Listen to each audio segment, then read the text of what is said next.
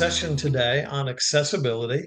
I'm Steve Schmidt. I'm the COABE Professional Development Coordinator, and I am thrilled to introduce today's presenter, Anne-Marie Molinari Sanders, who is the Manager of Disability Services and the Professional Development Specialist at the Texas Center for the Advancement of Literacy and Learning at Texas A&M University.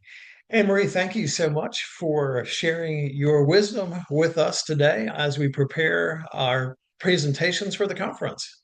Thank you so much. Well, welcome everyone. And again, thank you to COABE for allowing me to share this information with you via this recording webinar today. The title of this video and this Zoom training today is Accessibility by Design, Make Your Resources Slick. And the purpose of this video is to introduce and review the acronym SLIC, okay? To say I am passionate about digital accessibility and supporting adult learners so that they can access, perceive, understand, and interact with digital resources is an understatement. But I do want to give one important disclaimer as we get started. This video is meant to simply introduce 5 best practices for ensuring the digital content you develop and present during the COABE conference and beyond is accessible to everyone.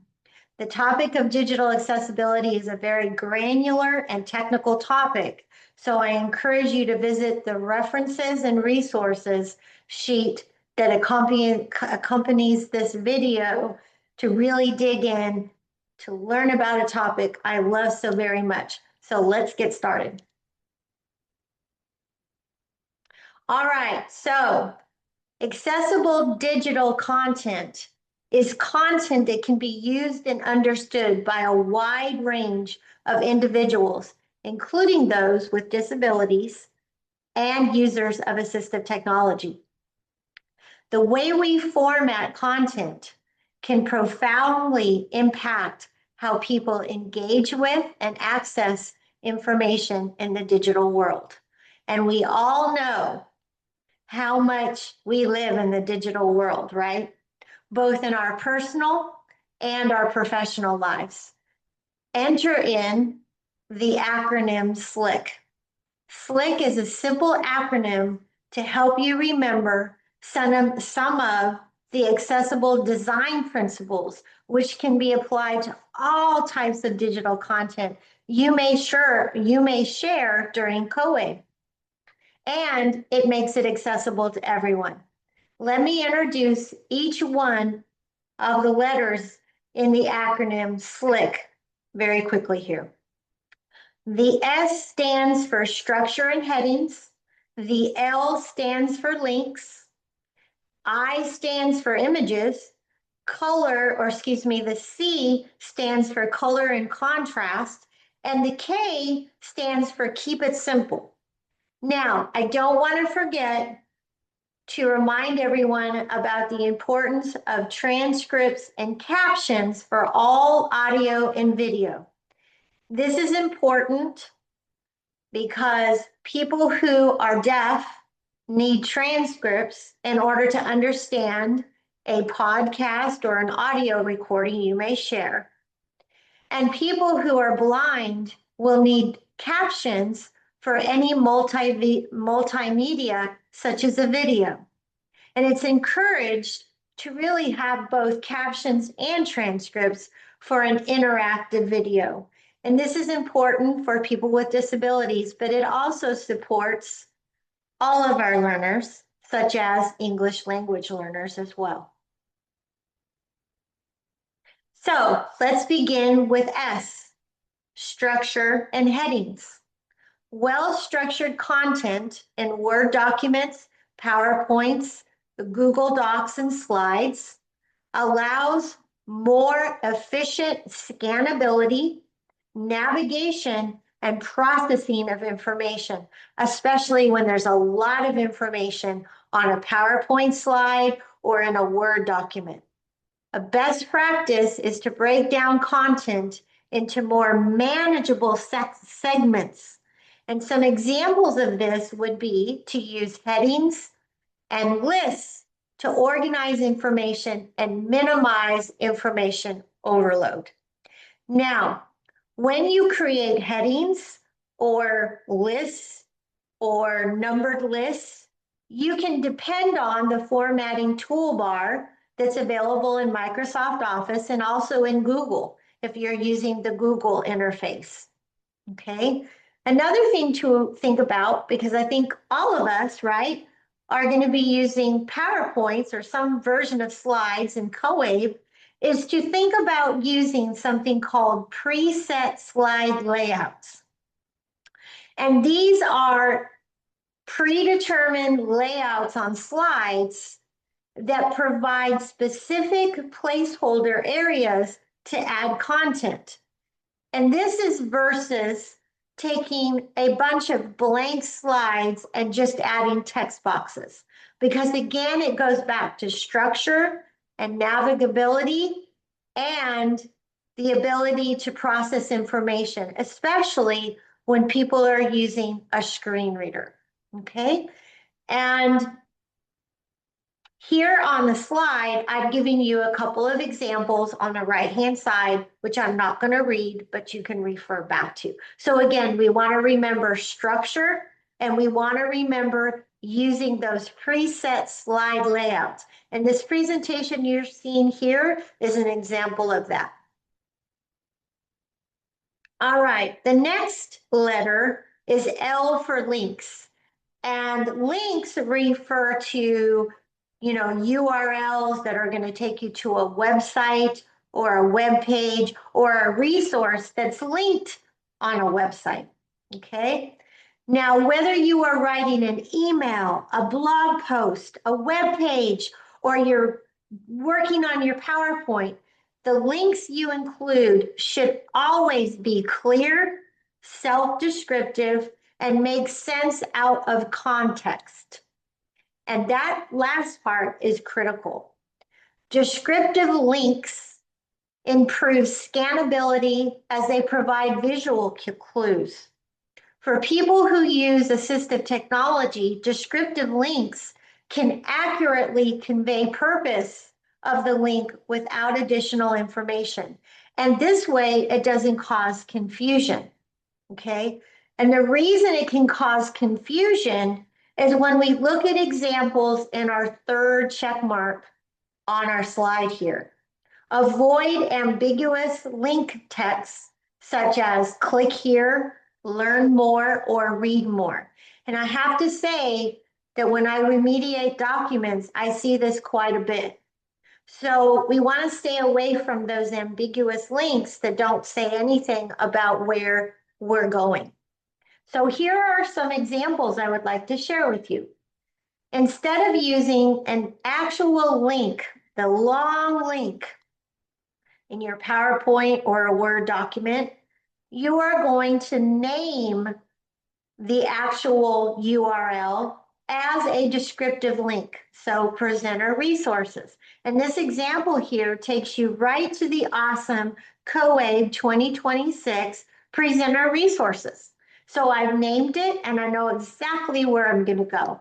In example 2, I have another example of a non-descriptive text. Here it says for more information about accessible links, click here.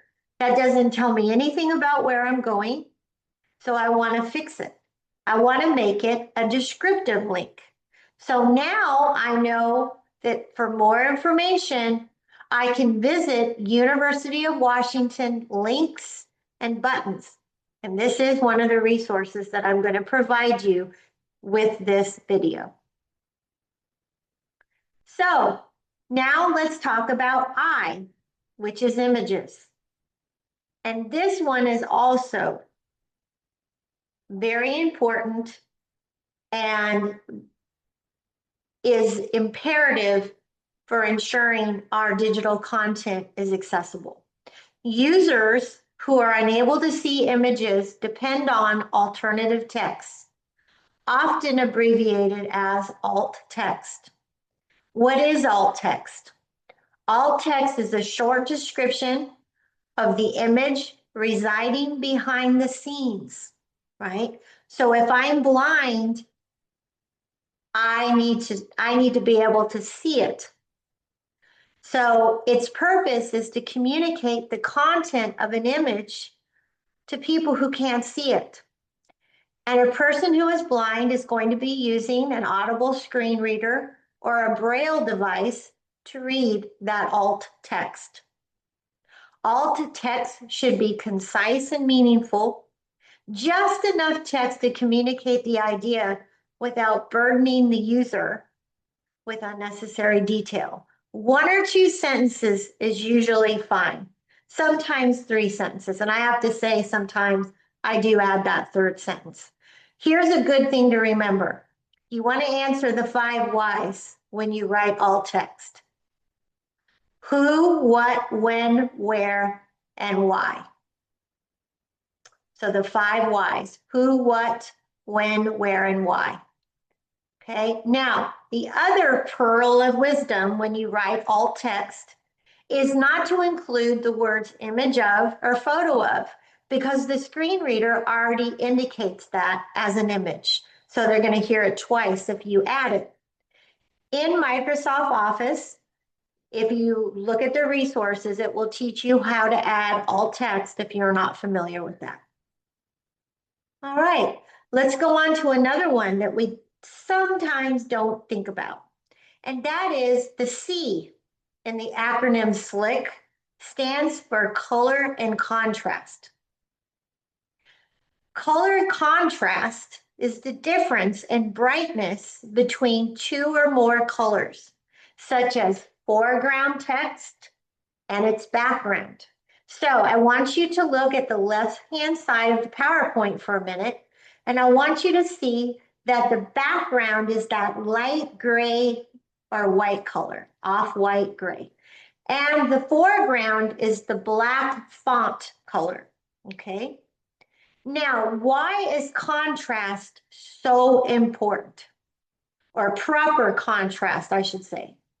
Contrast is critical because it affects how easy it is for people to see and read content.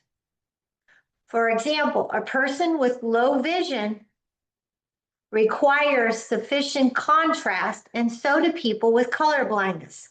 Now, those are 2 different conditions, but they're both impacted on good contrast or poor contrast.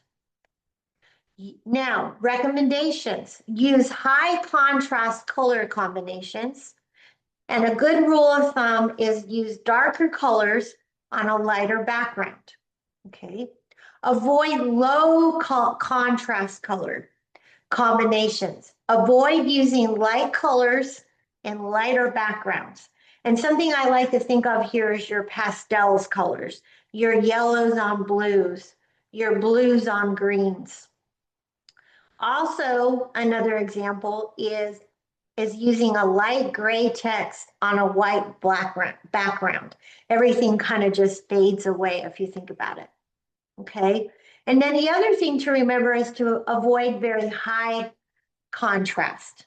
Very high contrast text can hinder readability, especially for individuals with dyslexia. Instead, opt for a black text on an off-white background as an example.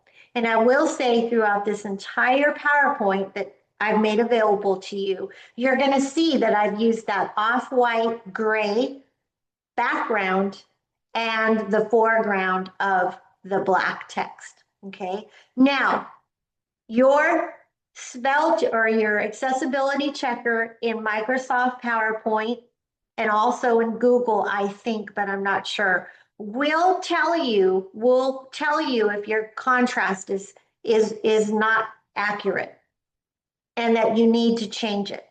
And that's where I recommend using a color contrast analyzer or checker, because there is an actual ratio that you're required to have. And this is outside the scope of this webinar. but you want to check that you have sufficient contrast, okay? And I've given you a reference to that as well. All right, so the next thing is we're already at K. Can you believe it? All right, so we are at K in slick, and that is keep it simple. And I think we've all kind of heard that phrase before, depending on what we're talking about, but it aligns itself for accessibility too. So keeping it simple is more than just a minimalist design. It is about designing with intention and clear purpose. Each time you add a new item to a document or a PowerPoint slide, it adds complexity, which can potentially decrease usability and accessibility. So as you develop your PowerPoint presentation for COABE and Word documents, think about keeping it simple, okay? Now, we want to design for clarity.